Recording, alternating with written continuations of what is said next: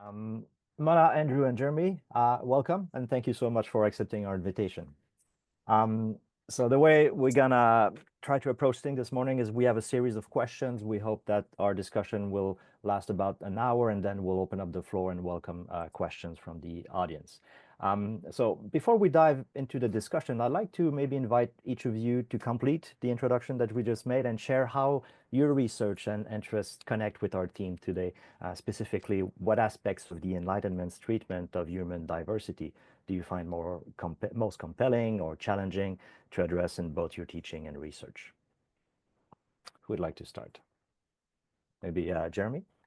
Certainly. I'm happy to start. Thank you for being here, everyone who is present, and thank you for the kind invitation to participate. I'm delighted to be joining my colleagues, Andrew and Mona, on this call, and really looking forward, especially to the Q&A where others are able to participate, especially in our current political climate. And as someone housed in the US right now, it'll be quite prescient in terms of how I respond to some of these questions. I'll just say very briefly that in my current book project, and I'm playing with any number of titles right now, but one of them is Animal Empires, another is thinking about interspecies intimacies. They're ultimately the same book, but I'm turning to Enlightenment epistemologies in so much that one can do so reliably, and thinking about the borders and boundaries of human and animals.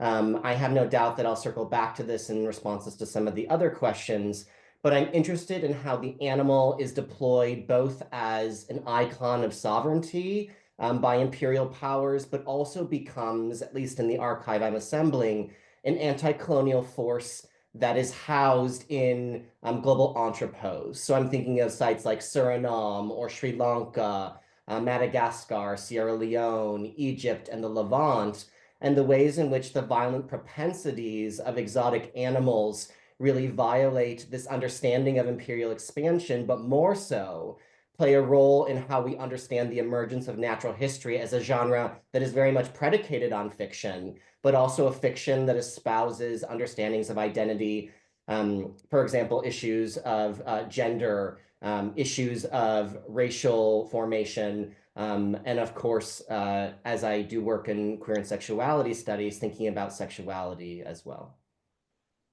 Thank you. Mana, would you like to follow on this? Good morning. It's good to speak with all of you, and thank you for inviting me to this panel. I love being in presence and in conversation with Jeremy and Andrew and Kaushik and Joel and Flora. I should just add one correction. I teach at Texas Christian University, not SUNY Stony Brook. That's my PhD alma mater. So the way that I think of the Enlightenment is really both as the key constitutive structure of all that we do and live. It's really represented in the US passport and the OCI card for Indian overseas citizenship that I carry every time I cross borders of nation states. But I also see it as a haunting, as a specter that follows one around as one moves and in our ways of thinking and doing that which has been naturalized in the last 2 centuries. So at this point in my engagement with the Enlightenment, I think of it as a process of unlearning, constantly unlearning, and things that I have learned through my colonial education and the modern university in which I teach in, and also thinking through questions of ontology and temporality, and taking, for example, questions of autonomous subjectivity. That's something that I'm very interested in. And of course, the conflicts and challenges that something such as that poses for me. I'd be delighted to share examples of the work that I do.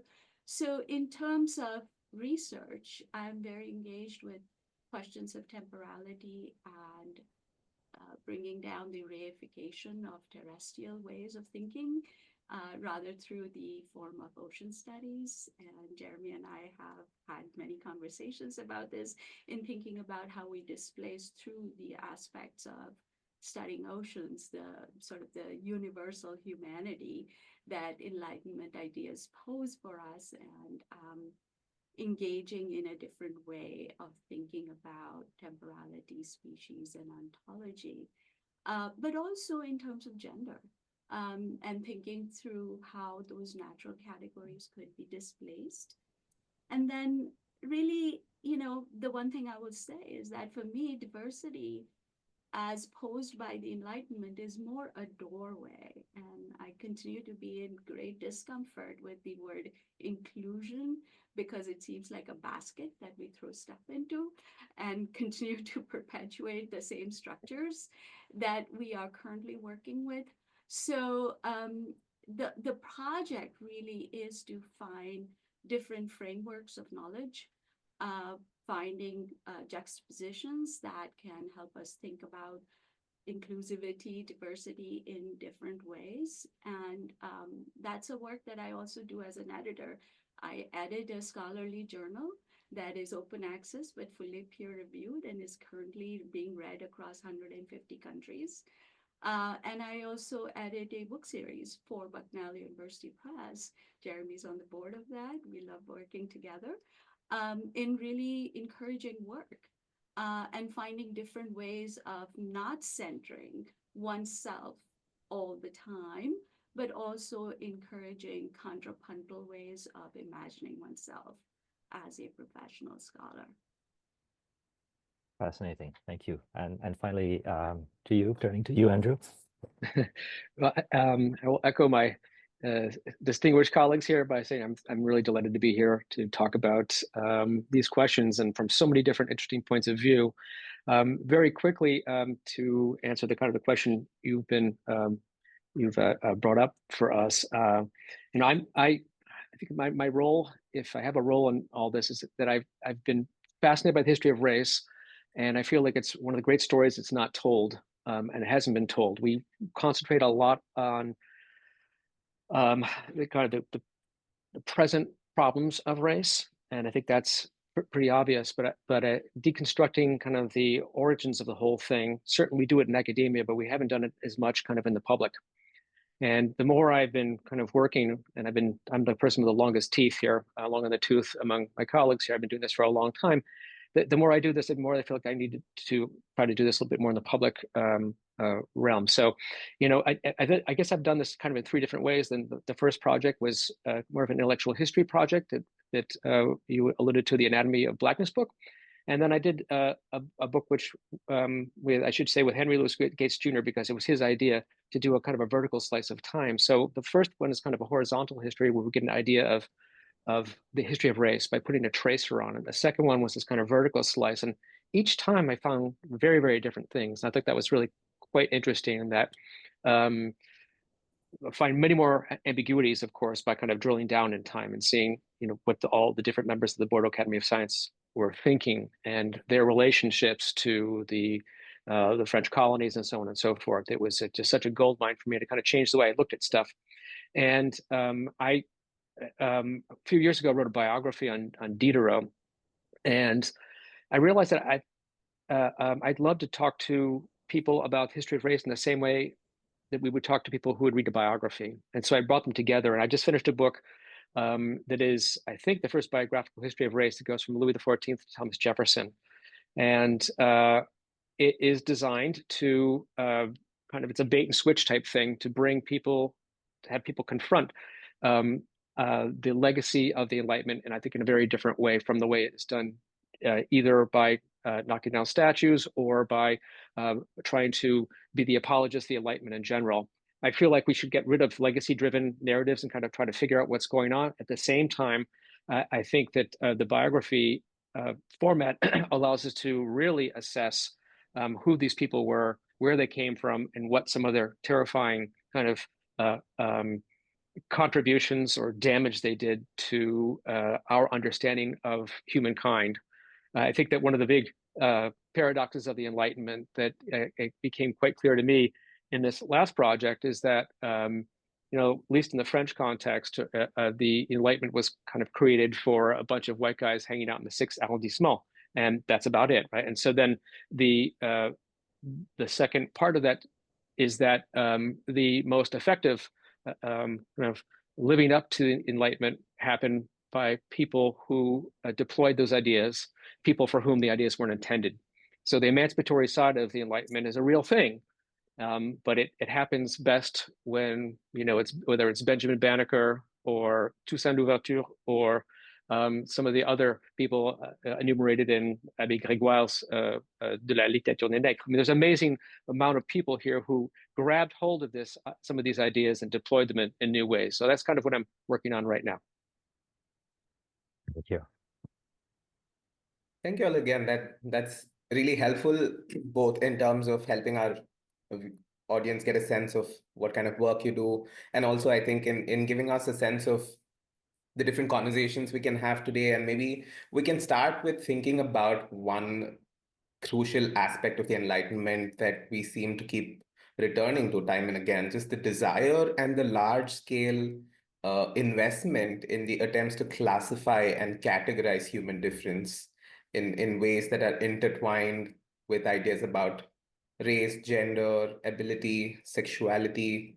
So could we maybe think a little bit about the Enlightenment ways of thinking, the way you're thinking about it in your research in your classes, and how they shape emerging notions of human diversity and this underlying idea that there could be social or natural norms that define them?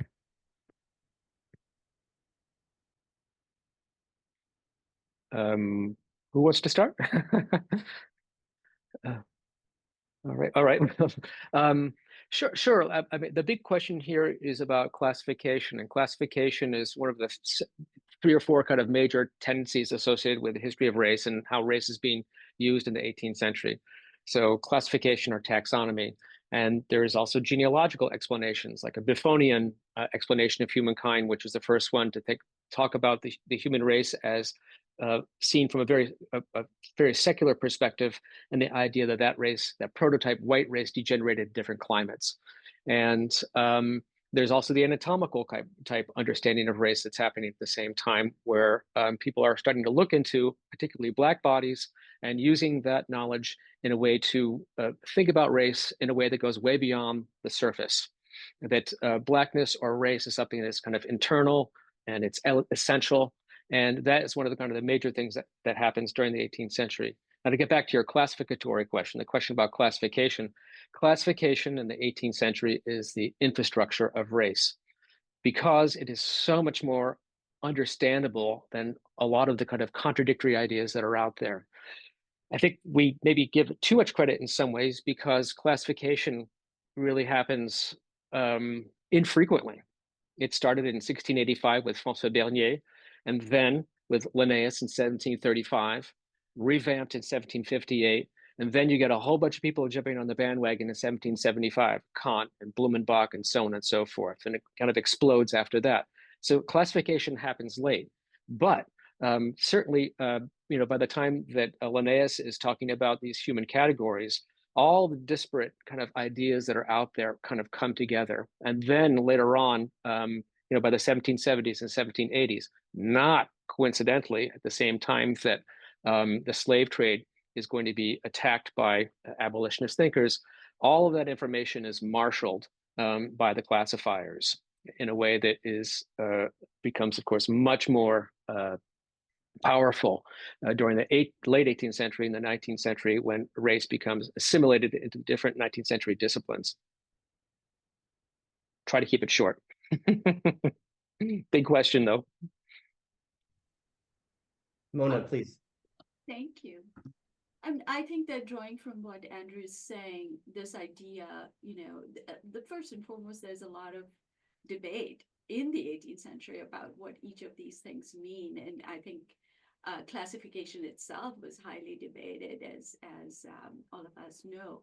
So this notion, the Linnaeus' notion that classification sort of reveals some kind of natural truth versus Buffon's view that it's a heuristic model, I think is a really useful one that we can look towards and think further from and draw from. For example, how might classification help us think about Charlotte Smith? I work in Anglophone literary studies, and Beachy Head, in terms of her ways of classifying in that poem the various geological turns that Beachy Head represents, and really thinking in terms of not just surfaces of oceans, but the depths of the oceans and how that can represent an entirely different natural history.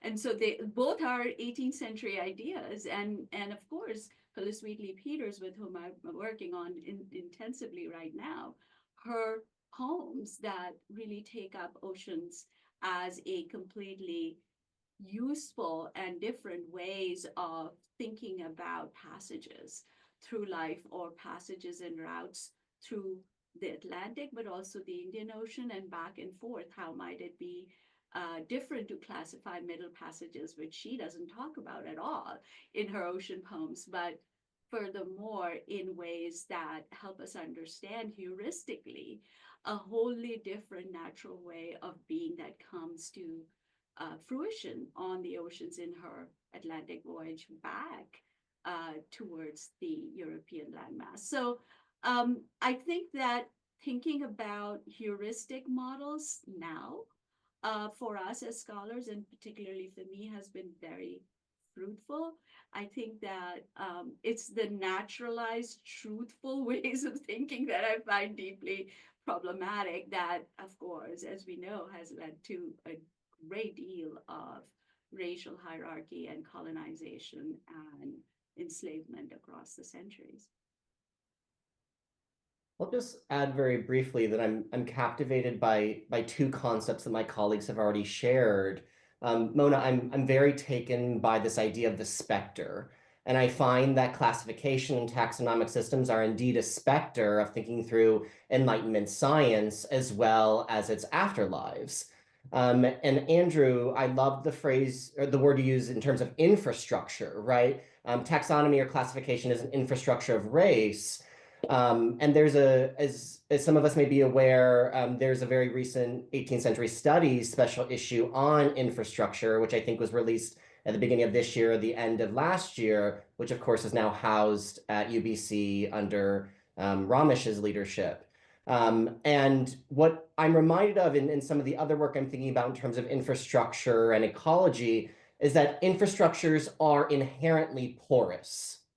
And so we often have this epistemological understanding of infrastructure as stalwart or infallible. And indeed, for those of us that encounter infrastructures all the time, whether those are our institutions or the roadways that we drive on, right? I think we're very mindful that these things, that the promise of infrastructure can be quite limited in temporality.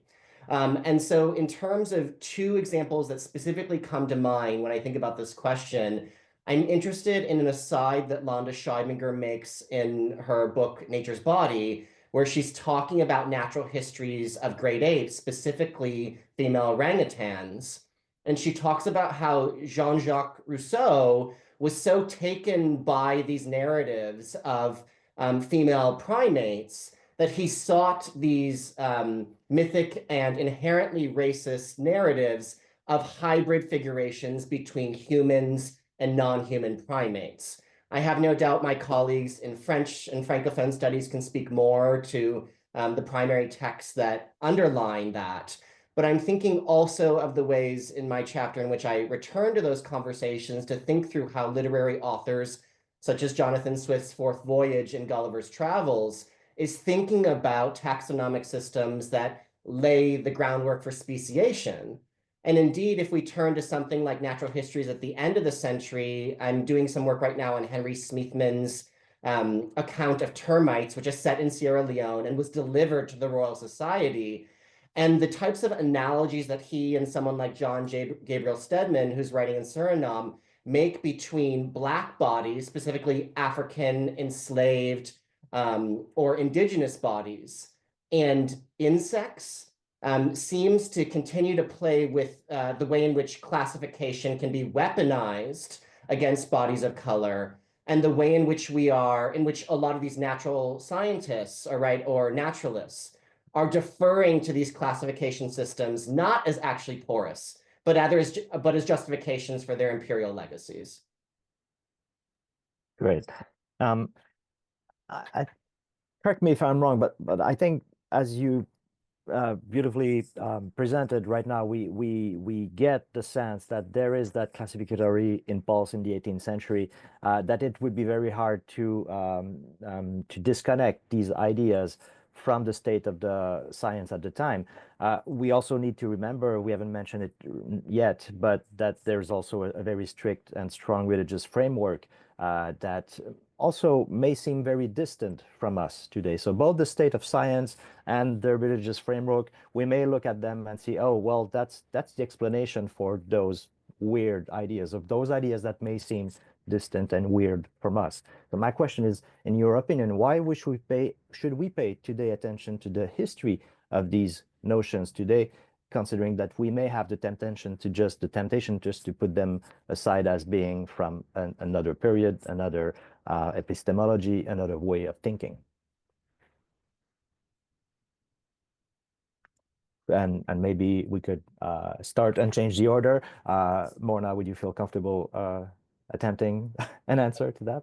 Sure. The stakes are very high.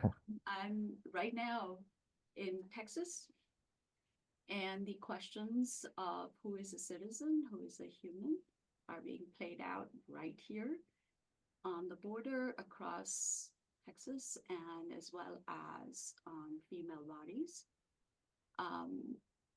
with women dying in parking lots because they're not getting medical attention.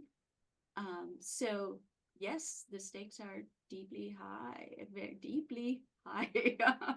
I use those two words very deliberately. And I think that understanding enlightenments, not just from the global north's perspective, but really thinking about ways that are much more broader, which I have been working on in my teaching and research, is really vital. So this example that I will give is, the question of what is fake and what is real becomes really important in today's moment. And empirical observation, that is one of the keys to Enlightenment ideas, can be juxtaposed from other frameworks of knowledge. So for example, I've written about the system of Iyan, which is part of the Talab al-Ilm system in Pan-Asia and in Persia, where you go and see for yourself. You don't just take anybody else's word for it. And personal observation coupled with analysis is vital. And so in that sense, it provides a different alternative to this idea of, taking people's words. Another system is the Qing system that the Qianlong put into place, which should be juxtaposed with the so-called empiricism of Enlightenment thinking that is being deployed right now, which is the idea of kaozheng, where you actually closely read a text, you observe, and then you stand back and analyze. And so both those systems of Iyan and kaozheng allow us to add something to the ways that we are now understanding what is happening around us, particularly in a place like Texas. And so I think that the stakes can be high, and using our ways of framing knowledge, what we see and how we understand it, is absolutely vital. Yeah. Andrew or Jeremy, are we right to assume that those ideas are very distant from us, or are they closer than we think? Andrew. Okay, I'll take it. Well, I think they're actually quite close in a lot of ways. And you're kind of talking about the general dialectic of history.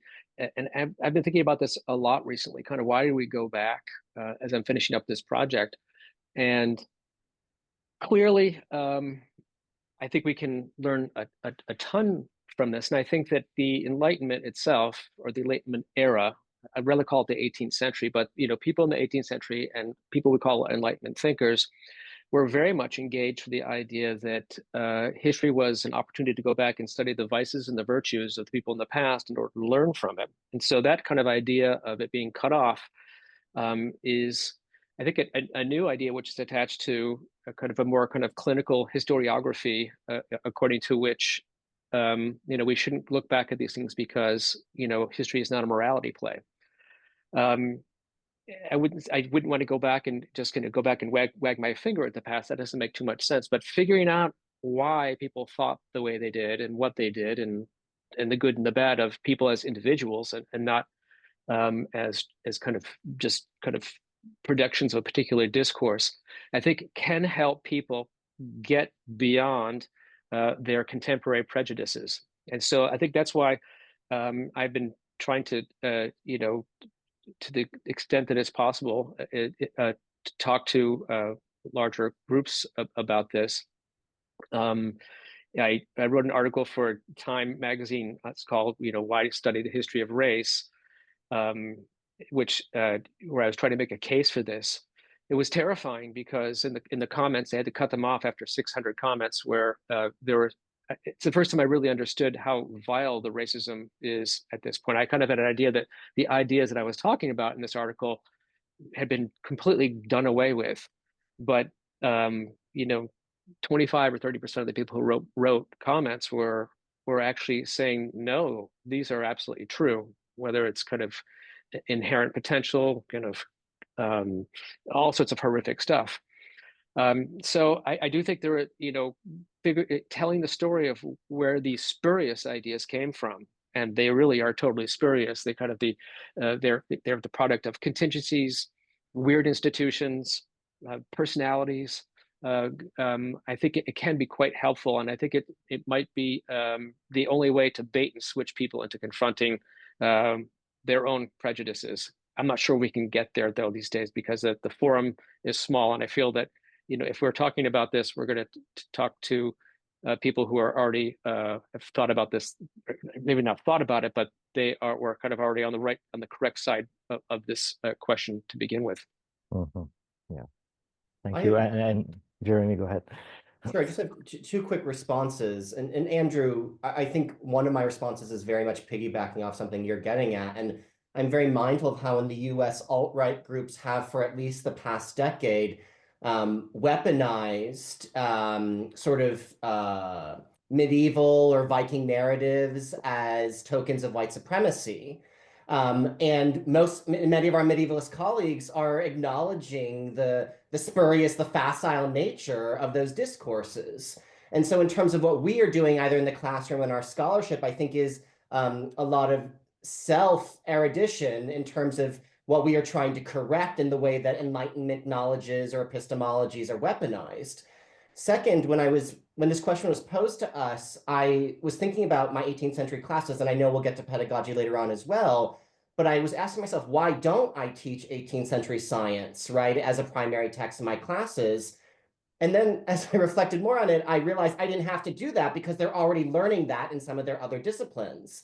And the ways in which Enlightenment science and its methodologies are still germane, and this isn't to shit on our colleagues in other disciplines, but this notion I find in these past few years, especially in terms of the subjectivity of the humanities, something that I relish, that students believe that, and so many feminist science philosophers are reminding us that science is not an objective truth, which I think emanates from Enlightenment epistemologies. And as a result, I think, and Mona, you used this phrase, unlearning, and I know our colleague Gina here also does a lot of work on this, but I think it really requires conversations with our colleagues in other disciplines to unlearn this sense that the humanities is just nebulous and mysterious and only subjectivity, and the sciences is where you go to learn facts. That's really helpful. Thank you. I feel like there's the idea of tension in the period that's coming up in the conversation and how it holds the possibility for us to maybe think of paradoxes of the period and contradictions maybe as a fruitful side. But I want to hear your thoughts on how this period seems to be just rife with some of these contradictions. On one hand, you just have this universal conversation about human rights. and the very same thing happening through exclusionary frameworks that consolidate questions around race, gender, ability, and sexuality. So how do you deal with it in your research? Do you deal with it piecemeal, or Mona, you gave us a version of doing different enlightenments? Or if you were to deal with one homogeneous enlightenment, do you then again get to piecemeal deal with the progressive elements and the regressive elements? How do you all deal with it? And Mona, do you want to get us started?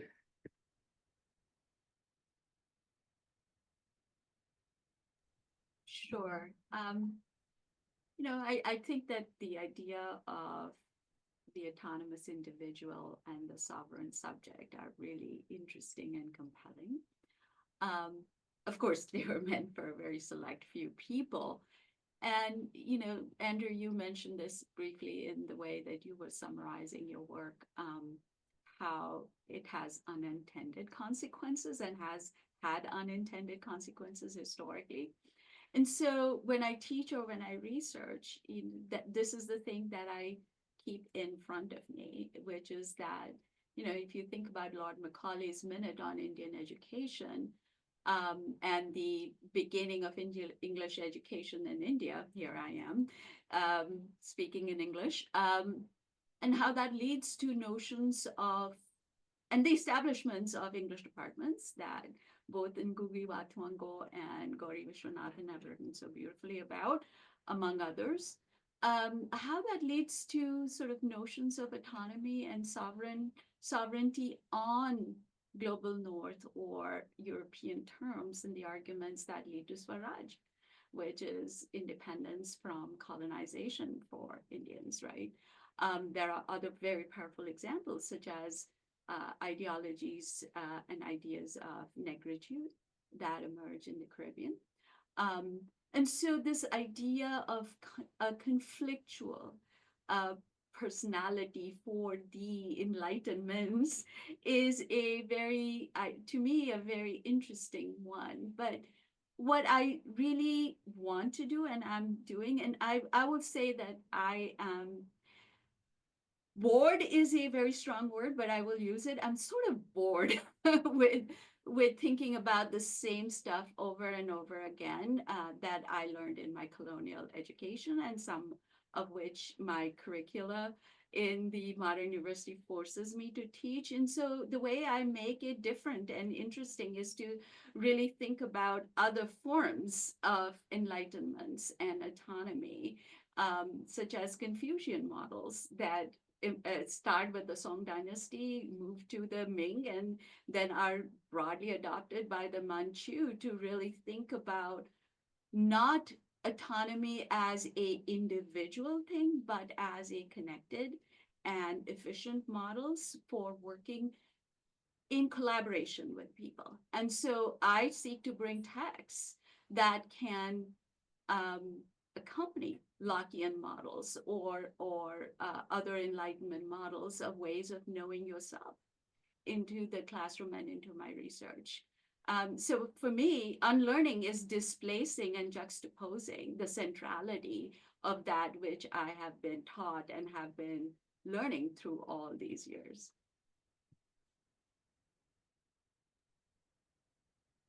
Jeremy, Andrew? Sure. I will have to answer in kind of a slightly different way. I was really riffing a lot of the ideas that Mona is bringing up, and thinking about some of the things I've been talking about and thinking about recently, which have to do with these contradictions which happen within the individual and within disciplines.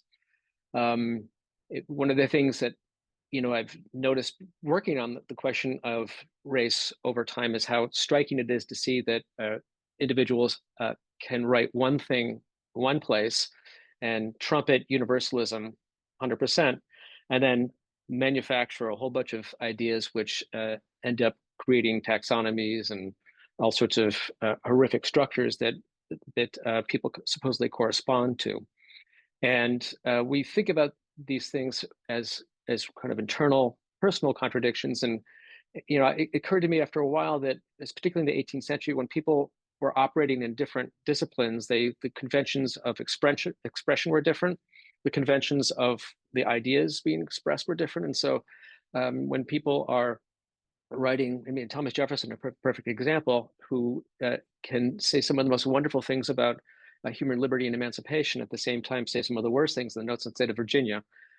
These things kind of move around, and they are often a question of genre. At the same time, he's one of the few people who kind of brings them together. Generally, during the 18th century, when we're talking about Kant or Hume or Voltaire or Buffon, you know, they're separate by the people to whom they are addressed. They're separated based on the kind of conversation they're having with particular people, and that's one of the things that I find so interesting. And it's why I like calling the Enlightenment era the 18th century, because it allows for the contradictions to exist in the same way that when we look at the 21st century, assuming we get all the way through it, you know, we were not going to call it one word like the Enlightenment. It's going to be so many different things. And I think the 18th century was that as well. And one of the things that does happen are that kind of that nexus of kind of emancipatory, you know, belief in progress, all those things we associate with the Enlightenment. But at the same time, there's so many other things. Joel was talking about religion, the syncretism, to use a kind of religious word, the syncretism between science and religion over the 18th century is stuff we don't talk nearly enough about. And that's you know, present all the way through the 18th century when it comes to questions of race. And so that's also one of the reasons we get kind of funny contradictions. I don't think I have a very satisfying response to this question, but something I would like to add to what Andrew just shared with us is this question of genre. And I do like the way in which we as a cohort right now are thinking about the inherent paradoxes or complications, conflicts that rise as a result of these different genres. We often, especially within literary studies, teach the 18th century as the rise of the novel, but the novel itself, I think, also can become a tool of Enlightenment epistemologies that oftentimes can blend the imagistic, right, in terms of engravings or attendant images, as well as different forms of rhetoric. And while we often think of the novel as exclusively fiction, I think the work that at least this panel is doing in terms of different genres, whether that is poetry, natural history, epistolary texts, etc., I think does something to acknowledge that the paradoxes that exist within the period and the way in which we come to understand Enlightenment epistemologies as breathing life into these genres as much as they are vexed. Yeah. Thank you for that. I won't be extremely original if I say that among the many things maybe we need to unlearn is the big narrative of the Enlightenment as that one big homogeneous thing. And I think that's an impulse that many colleagues around me have in their attempt to now teach what it is to what is there to understand about this period. So speaking of contradictions and maybe complexifying the idea that we have around this period, is there any lesson you think we can draw from these contradictions in this period when we consider the present day debates about identity and inclusion? And here I mean those words in their widest category: gender identity, sexuality. We talked a lot about racial, of course, identities, but remembering the existence of those contradictions, can that be helpful to maybe unlock some of the tensions and the dead ends that we often find ourselves in when we attempt to talk to approach these debates today? Can I take that really quickly? I think, and it's related to something that popped up in my mind when Jeremy was talking about contradictions as well and genre. And I'll get to your question in a second, but I think that one of the things we need to think about is the actual learning process. If we're going to talk about unlearning, we can talk about learning a little bit. And to take the example of England, that I don't really work on too much, but at the turn of the century, 1700, there's, 1 out of 4 people were able to sign. Fewer than half the population was able to sign their name, and about 1 in 4 people were literate. So about 1 million people were literate. And by 1820 or so, there are 8 or 9 people who are illiterate out of 14 or 15 million. So what's happening there and everywhere in Western Europe and in the United States as well is that there's a democratization not only of education but of race. So race was really was the purview of a very small elite in 1700. Scientific academies, medical schools, and then certain journals and stuff. But the person walking in the street may have had terrible xenophobic ideas coming from the Bible and other places, and maybe there was a trickle-down effect, but not nearly the same thing that happens as the democratization, more education, and paradoxically, to get back to the big paradox, the more quote unquote enlightened a country is in terms of education for people, the more that race is going to be disseminated in novels. And to get back to what Jeremy is saying, novels, women's literature, and all these other places, they're the huge impact on what's happening with race. And so maybe one of the takeaways from this whole thing would be that,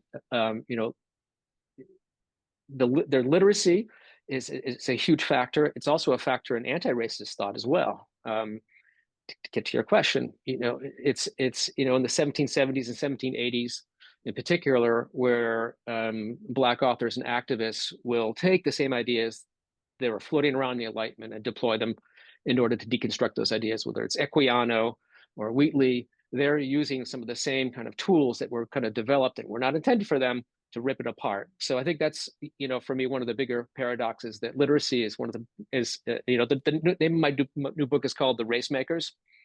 And I say that literacy is the kind of the greatest race maker in many ways, because that really is the greatest kind of factor, I think, in creating a very different, setting up the 19th century in particular. I'll briefly respond, and I'm curious also what Mona has to say on this topic. But I'm thinking of the ways in which we understand the Enlightenment, teach it or read it, and whether it can exist in this vacuum, right, by itself, that is sort of made legible, right, to borrow a concept that Andrew was just talking about. And I think gestures towards other forms of really fraught universality. And so I think maybe a cleaner way for me to respond to this is that as a scholar and a teacher in this moment, especially still an untenured one, I am much more invested in looking at the Enlightenment through the lenses of scholars who are doing important work in terms of deracinating, right? Underlining or sussing out some of the inherent conflicts that exist within these epistemologies. So Mona, you gesture towards this, but someone like Sylvia Wynter, who's talking about man one and man two and is returning back to this period. Or I'm thinking about anti-colonial or decolonial thought and the way in which even, for example, Frantz Fanon returns to Robinson Crusoe as an example in The Wretched of the Earth, which again, I think is responding to Enlightenment epistemologies. And so I think the work that I want to do, or the work that interests me in the classroom, is again, maybe removed in some way from these texts and the Enlightenment, but are also much more invested in the ramifications of those epistemologies, regardless of whether that was the intent by those authors.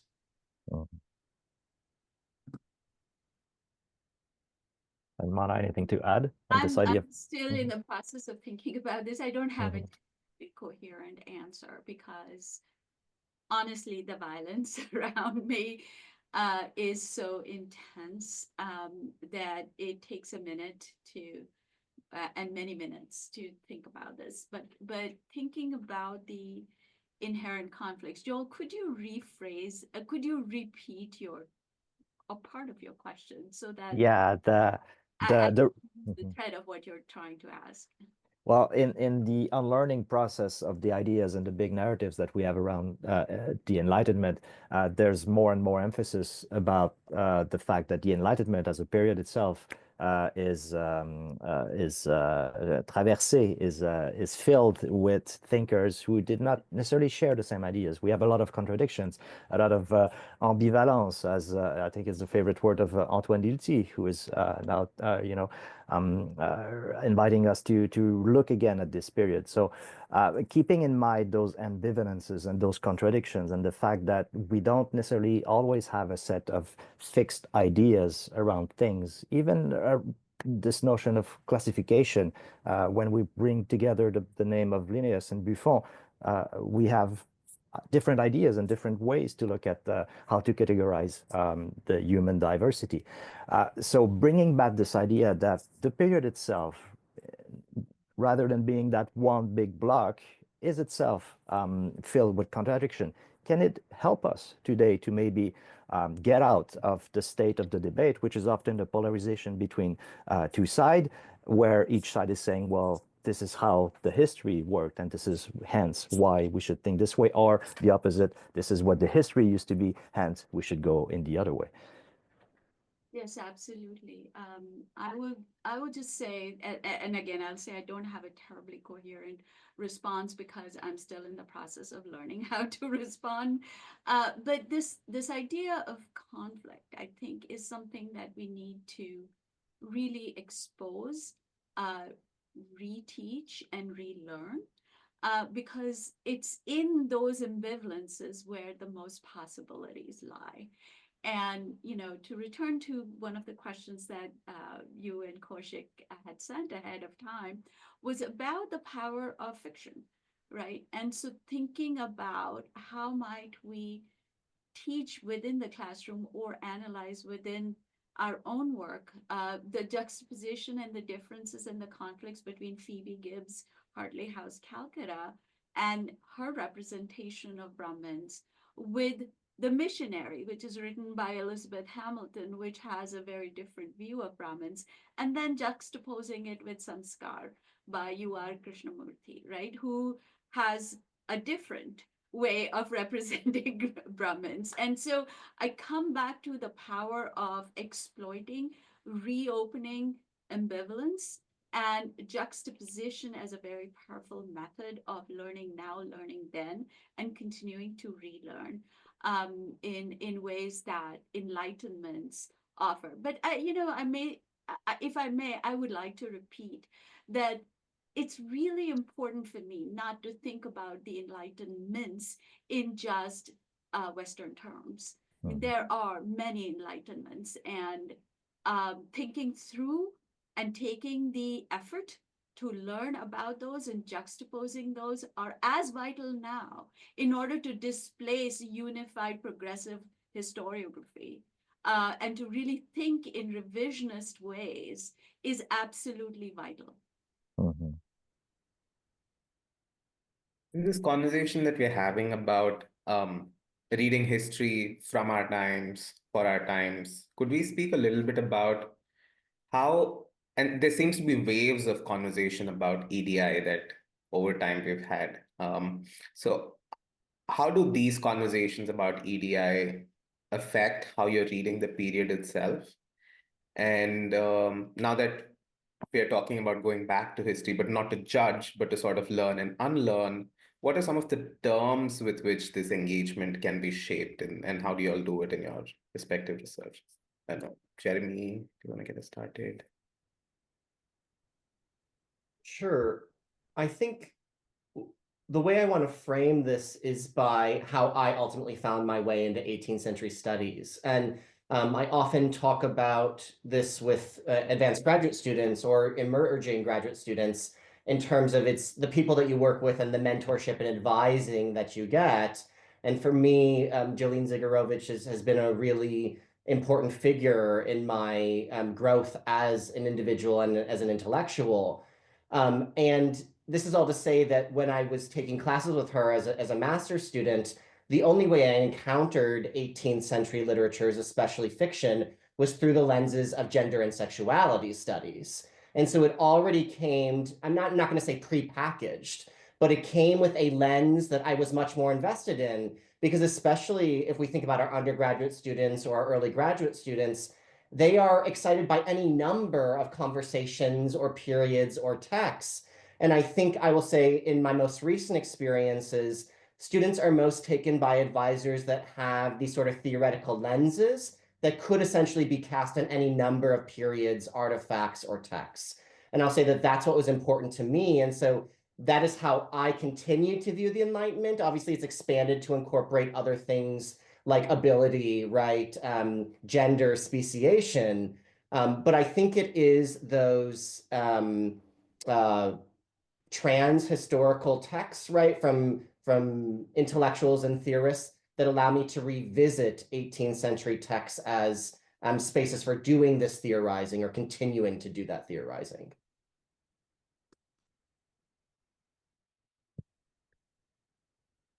Andrew, do you want to go next? Sure. If you're talking kind of about the methodology and how we kind of convey our ideas, the relationship to kind of contemporary politics and contemporary classrooms, contemporary institutions, you know, the acronym, you know, DEI, it conjures up so many different things, different places, and in my own institution, this changed like 5 times of what exactly it was doing. But there's certainly kind of a method there's a method behind what has been happening at this institution. And I think it's interesting that some of the larger ideas are really, the larger history is where some people like us can come in and talk about not just what needs to be done here in a prescriptive way, but why it needs to be done now, and it's slightly different, and where the kind of problems come from to begin with.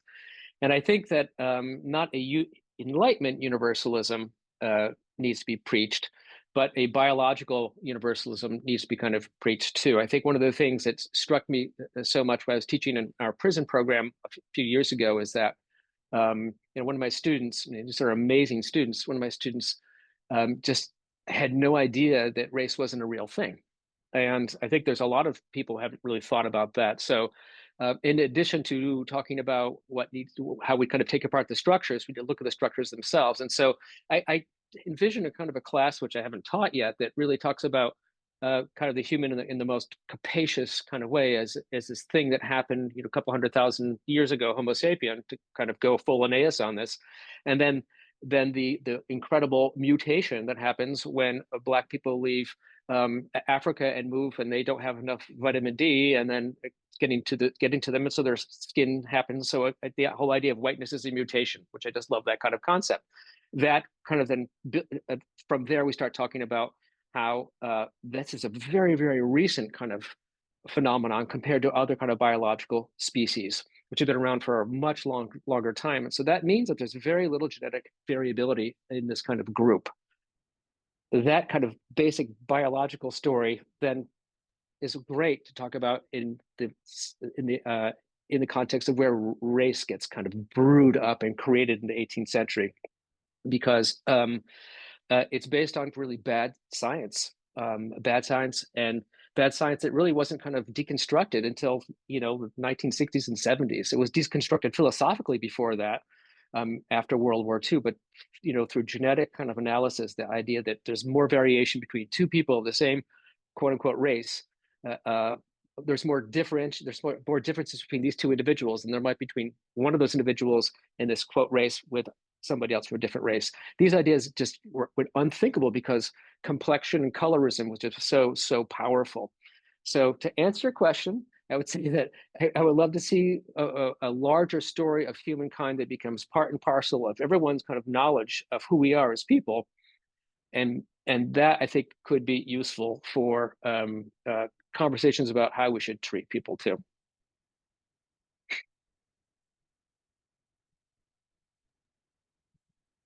All right. Anyone would like to add something to this question? Yes, Mana. I love the way that Jeremy and Andrew have responded in this very broad vision, which I really appreciate. And if I may, I want to just speak in very brass tack terms of practice. You know, for example, one of the ways that conversations happen are enabled by people who do editing work. Gina is in the audience, and so is Catherine. One of the ways that ABO, the journal that I co-edit with 4 other people, is seeking to have these conversations about DEI, about ID or DEI, or questions that are of import to us, is by having a section called Conversations, right? And really thinking through what might be ways to bring people across from different parts of the world and to engage people in real dialogue on a topic or set of topics of interest to us. And in that sense, as professional academics, we have a great deal of agency and we have a great deal of power to enable these conversations rather than just leaving them to the public sphere. And this is part of the work that I'm doing with public humanities. I co-piloted or co-PI'd, as they say, a year-long celebration of Phyllis Wheatley Peters' publication of her first volume of poetry a year and a half ago. And in that, there were different ways of reaching out and having conversations among academics, among people thinking about how archives and museum studies can allow us to, again, think about those inheritances, those ambivalences from the Enlightenment, and really bring into dialogue and multivocal conversations with peoples that we don't usually reach out to. But it's that sense of agency as well that the Enlightenment and Enlightenments have offered us that is vital to use right now in a very practical way. Yeah, I love that.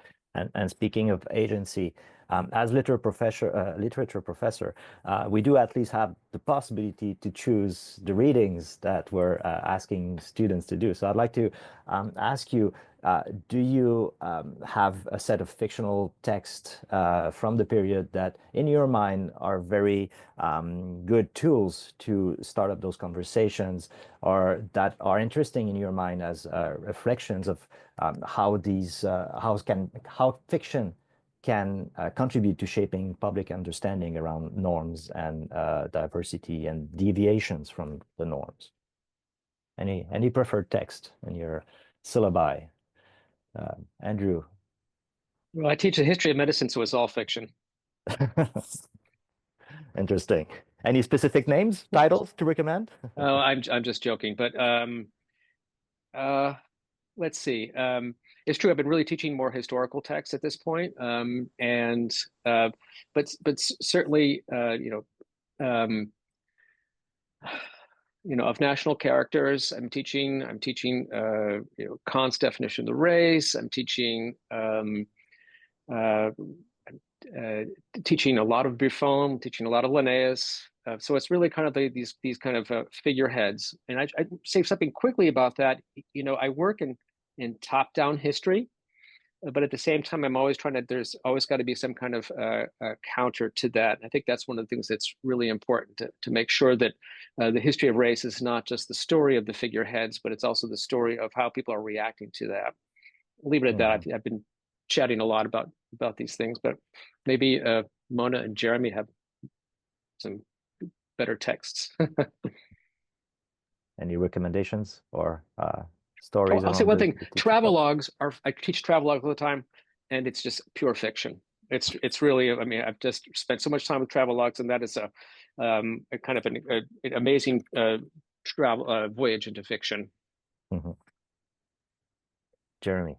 I have 2 quick thoughts, and I'm, of course, curious to hear what's on Mona's syllabi, as always. But I will say one that I recently implemented. I teach a seminar, an upper division seminar called Race and Gender in the 18th Century, and I taught it in the fall. And a text that I added for the first time is Uriah D'Arcy's The Black Vampire, which is published in 1819 and is getting a little bit of traction right now. There have been some other recent presentations on it. And it was perfect because it fit around our Frankenstein unit, et cetera, as well as Halloween, which is very helpful for students, especially undergrads. But there are some really, it's set in Haiti, and there's some really fascinating conversations around the plantation scene in the West Indies, as well as formations of supernatural figures that are Black, but also immortal, but also subjected to gross violence. It's very short, which is also why I taught it, so that was rich. And I'll say, I'm recently doing some work right now on a novel that I teach in my Gender and Sexuality 18th Century class, which I realize it may be a scandalous choice, but I teach Fanny Hill. And the students love it, shockingly enough, or at least my students love it. And there is this moment at the end where Fanny and her sister sex worker sexually assault a man with disabilities, good-natured Dick. And in conversation with Jason Farr, who's done some really important work on disability and sexuality, we were thinking about what it might mean for that novel, that fictional epistolary novel, to imagine not necessarily disability justice, but what it might mean, and this is Mona's point about autonomy and agency, for people with disabilities and their sexual provenances. And Mona? Well, I've already named several texts that I love teaching and I do research on. I'm teaching a graduate seminar on the Global South right now, and I love teaching A Tempest by Amy Césaire because of all the things that we've been talking about. But I also want to give a shout out to some other possibilities. And so, for example, I've done too, Andrew. I love teaching travelogues and really enjoy juxtaposing Jemima Kindersley with Ithasamuddin's travelogues and really thinking how those may be very, very different. And, you know, when I teach, for example, I'm thinking about the rise of the novel from the Global South's perspective. And one of the ways that we are working on is thinking about the Isle of Pines, which is a little outside the 18th century, spectrum in terms of years, but still we can use it, and really thinking about the Isle of Pines in comparison to a novel, a magisterial novel, Dastan-e-Hamza, which was written during Akbar's reign, but was then translated from Persian into Urdu, and then from Urdu into English through the course of the 18th century in its various iterations, and really bears the markers of those moments of time across the 18th century. And so juxtaposing texts like that are really powerful. And I have to say that Urunoko is amazing. I want to give a shout out to your colleague, Tiffany Potter's edition, Broadview edition of Urunoko, where she just beautifully and succinctly talks about the text, and a shout out to a forthcoming piece by Jeremy, who really has helped me think about the question of rape and agency and consent with my students in Urunoko, along with all the beautiful things that that novel allows us to talk about, exploiting the ambivalence around those ideas. So thank you, Jeremy. That was amazing. And my students loved your argument. Good. That's a good recommendation. I'll write it down. Thanks. We're almost out of time before we open it up for a conversation with our audience, but maybe one last question. So we go back to the 18th century, like we've spoken about it through our conversation, to think about some things that are problematic, some things that hold a lot of potential. How do you sort of balance this out in the classroom when you're teaching it? What are some problematic things about the 18th century that you make sure? I mean, there are certain obvious things that maybe even the students pick up on, and they can't believe that this is how certain things were. But there are also some of these things that are sort of subtle. And how do you make sure that we are not passing on some of these things in the classroom? I'll very briefly chime in. I have no doubt that Andrew and Mona have other excellent strategies, but I teach at a predominantly white institution, and even in classes like race and gender, they're largely populated by white women students. And I think Roxanne Wheeler's and Andrew's work speak to this, but I really appreciated Andrew's comments earlier about complexion, right, and colorism, because I feel like our students often come to 18th century or even early modern texts with these very contemporary understandings of racial, gender, sexuality formations. and indeed often think homogeneously that everything before the 20th century is much more conservative. And they're quite maybe smitten, shocked, or excited to hear that, for example, I think of the 18th century as much queerer than our contemporary moment. And I think for students really invested in those discourses, that's exciting for them. And I think for students that are interested in just seeing history as a sort of single horizontal thread, then that can be quite disorienting.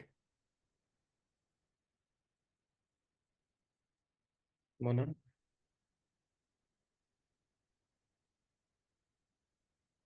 I think that I really think that giving students agency first and foremost, and then helping them learn answers to their own questions is a really productive way of approaching teaching and working with 18th century texts and Enlightenment texts. They find things on their own when you ask them very simply to create a bibliography that is annotated. And that then leads them to all interesting pathways that they discover. And precisely as Jeremy was saying, so I so appreciate your point that they're excited, they're shocked. We're about to read Love in Excess by Haywood, and they are just thrilled at the idea of different avatars that the main protagonist can take, and the issue of disguise and performance and masking regarding gender that can be seen largely in contemporary ways through TikTok videos, right? And so it is a method of bringing together, not in a presentist way, but making the text accessible for students where they can exercise their own agency. I have found is a very powerful way of teaching the 18th century and the Enlightenment. I'm really keen on hearing how Andrew does it with medical. No, it changes every 5 years. It's very interesting because the conventions change, and so there's a constant kind of renewal of how we can operate in the classroom given our positionality and everything else. So that's, I think, I can answer for right now, but I don't know what I would say in 5 years. One of the things that's been helpful, I think, is for me to quickly show them a text from the 15th century, like Cadamusto, a Phoenician traveler who goes to Senegal, kind of one of the first people to kind of show up on the Senegal River. He meets various people and stuff, and he's talking about Africans almost like Marco Polo would, very open-minded, and then he buys some enslaved people, some captives that belong to a particular leader down there, and it's mind-blowing for them because there's no kind of trace of race. In fact, it's quite laudatory in a lot of ways. The ethnography is quite laudatory. So we start with that, and then quickly moving through time, they're seeing some radically different epistemologies. I think that's interesting. And then I was talking about literacy before, and talking about literacy is also a good thing because it necessarily pushes the kids to say, like, wait, who would I be exactly? Regardless of their ethnicity or anything else, they start thinking about, wait, who would I be? And one kid in one of my classes once said, how easy it would be for me to be an anti-racist if I were born in like 1780. And this other kid said, I know I would be. Immediately, I know I would be. And that person didn't quite get the lesson that, we're all the product of our environment, our education, and the different variables. But the vast number of people were actually kind of looking at this as an opportunity to kind of really kind of embrace the scary dialectic of history, the fact that, they could have been somebody very different in the 18th century. And I think that is that shock is quite interesting, and it does allow them not to exculpate by any stretch of the imagination, because we do find people who have had all the whole buffet of Enlightenment theories and universalist theories that have gone down the racist path. Those are the ones I think that we can look at in a very critical way. But I think that it allowed, in one class, we were talking about the fact that there's different kinds of people in the 18th century. There's illiterate people who are in the militia in Barbados.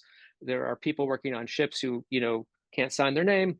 And then there are people like Voltaire who had it all there and still went down the wrong path. So I think there's a kind of both literacy relativism, if that's such a thing, and kind of a radical juxtaposition of chronologies and different kind of mindsets is one way that we can get at a decent conversation at times. Well, thank you so much. I think it's at the same time a very nice way to wrap up our series of questions that we had, but also to open up maybe the floor. I know that we have a few graduate students and many colleagues who are teaching 18th century. So would anyone from the audience like to ask a question to continue this discussion around pedagogy, what to do with those problematic worldviews that we teach sometimes, how to introduce them to students, how to channel those conversations?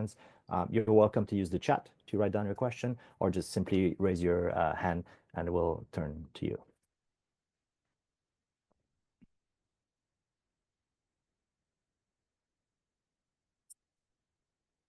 Yes, we have a question. Fanny, go ahead. Thank you, professors. I'm so happy to join this conference. I learned so many. And also I have a question for Dr. Corin, because right now I'm reading your book, The Anatomy of Blackness. So I'm so interested why you choose this type of scientific skills to introduce race. Okay, so the question is, why is the title Anatomy of Blackness, and why I use that as a particular framework to organize the whole story of race in the way I told it from the 18th century? I think because, very quickly, I was stunned that people hadn't really looked at that as one of it, as an important explanatory mechanism. And I think it had to do with the fact that historians of race were often putting a tracer on the winners of history as opposed to the losers. And most of my anatomists were doing stuff that was rejected in the following decades, and so it became part of the dustbin of history. But when I looked at the uptake of these ideas in the 18th century, it was tremendously important, particularly for the classifiers who looked at this as finally we've got some empirical proof of the division, the separation, whether it's polygenesis or monogenesis. On both sides of the kind of classificatory type notion and the genealogical notion, they were using anatomy to their own ends. And one of the stunning things about race as well is that there's so many contradictions, and yet every single person is convinced that he generally is right. And I think that anatomy really helped people say, I'm right. So that's why I picked that title. And there's also a kind of a play on words that, it's the anatomy of the whole kind of concept as opposed to just blackness. Thanks for the question. Thank you, Fanny. Another question, this time from Catherine. Hello, thank you. And thank you, our American compatriots for giving this talk today. And we're all a little anxious these days for so many different reasons. And what I really appreciated in your comments was the way that we create a dialogue between the now and the 18th century, and how that's generative of a defamiliarization that is important in the present, right? It's like that as Jeremy, the trouble of teaching your students who think back then was always worse. But how can we use the 18th century to create, interrupt, and have some of these conversations?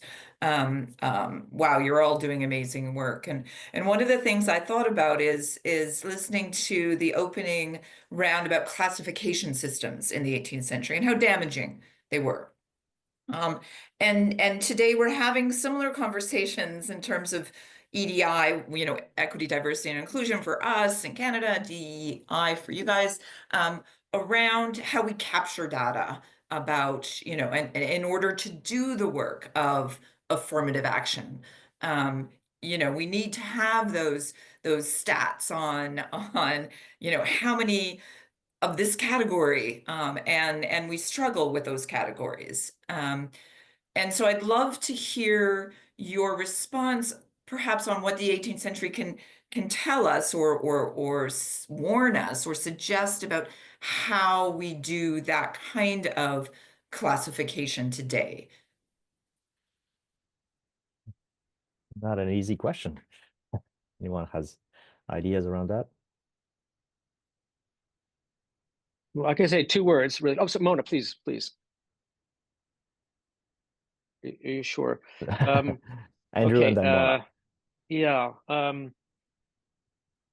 Well, I think it's important that we remember that as I said, race is this incredible fallacy, but the impact of race is as real as a hammer.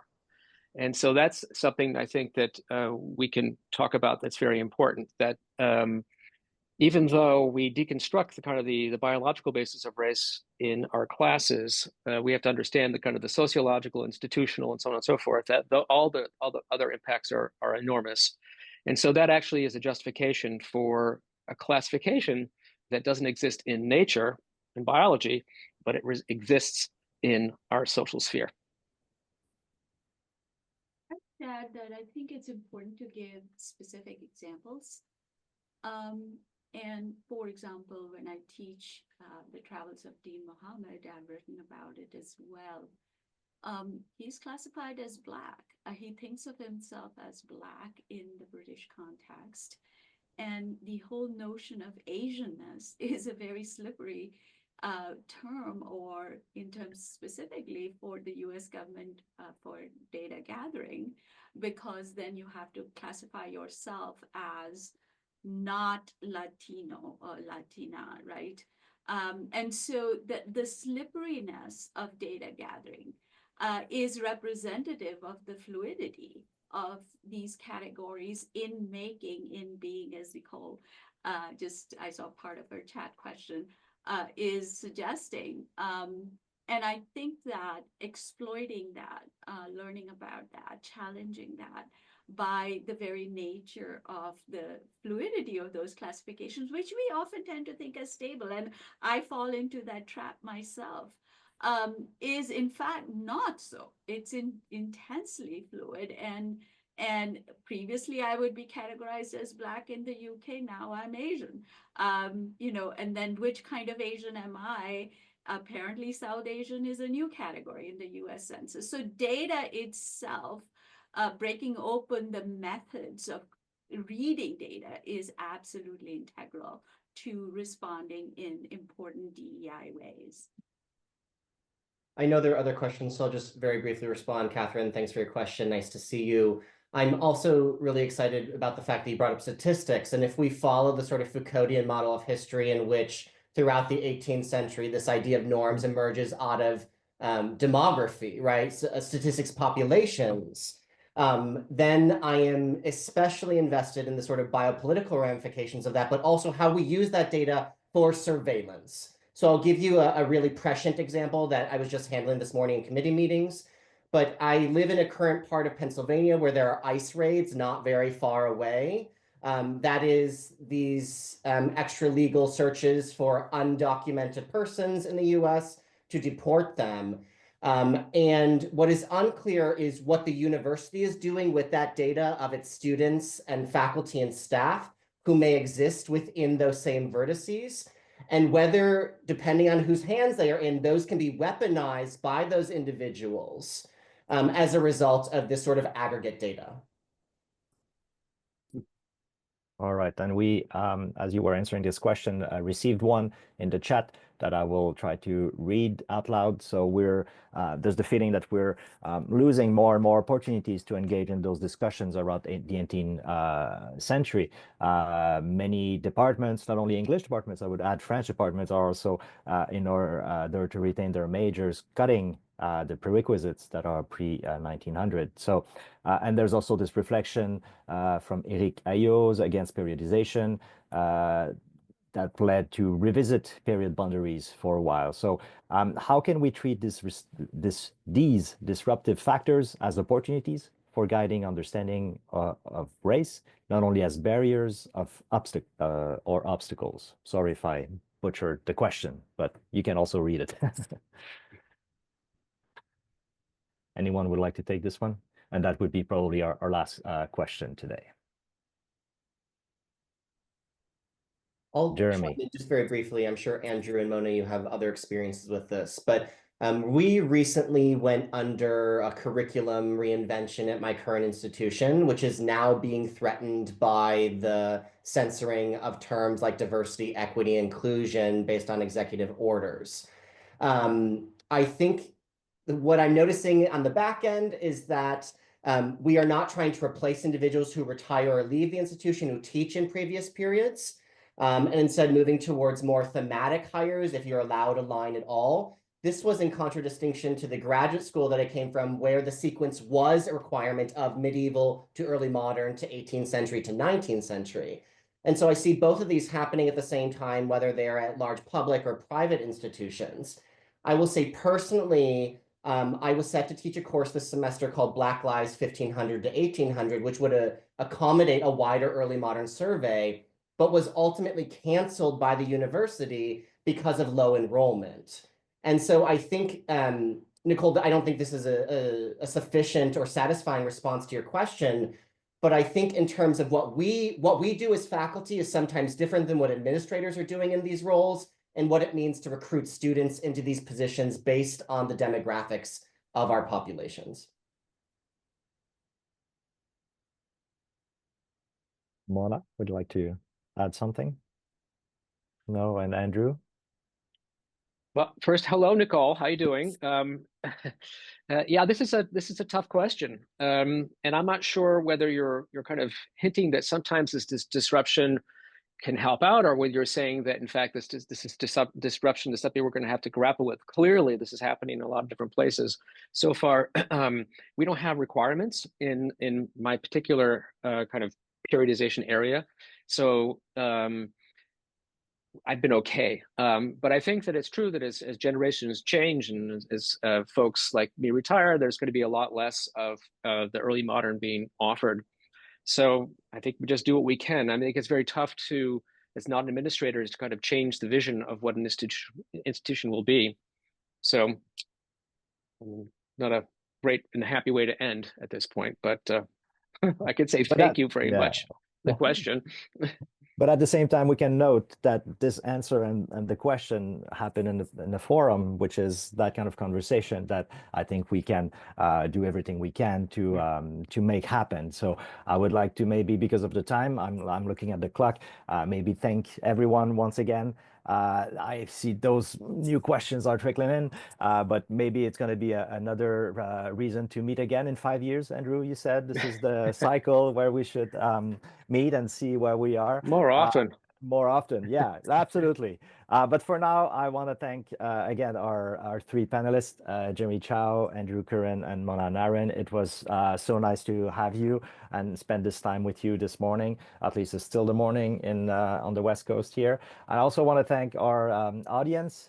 If you have enjoyed today's discussion, please come back for more. There's going to be our fourth and last event of the online speaker series this year. This fourth one will be in French. It's going to take place in a date to be confirmed, probably the end of March, maybe beginning of April.